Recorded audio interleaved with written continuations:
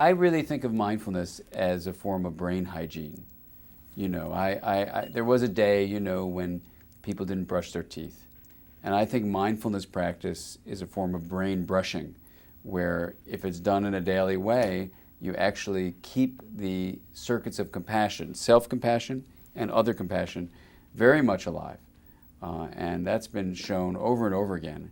And the idea now is to take those fantastic ancient teachings, those wonderful recent research findings, and then apply them in the modern world so that people do have a form of brain hygiene, which ultimately will be a form of world hygiene.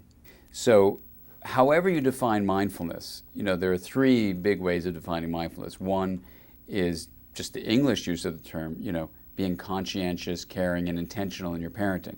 That's how Mary Hartzell and I used it in our book, Parenting from the Inside Out. But it also turns out there are two other forms of the use of the word mindful and mindfulness. And one is the contemplative form, which is the idea that can you be present on purpose, tracking moment-to-moment experience without judgment. And so that's been written about, and certainly people like John Kabat-Zinn and Jack Kornfield have really promoted mindfulness that way. And it's a beautiful and important form of training the mind.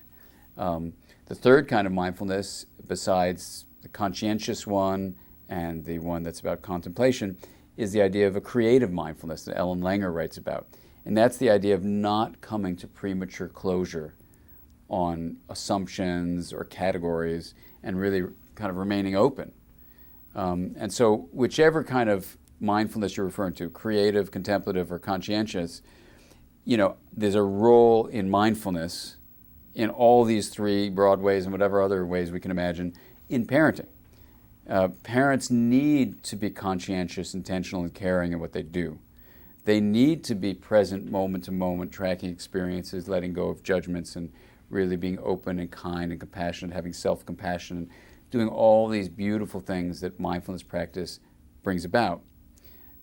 They also need to be creative, so they aren't coming to premature conclusions about who their child is, and be open to an unfolding of a child as they go. So in all these ways, yes, mindful parenting is really important.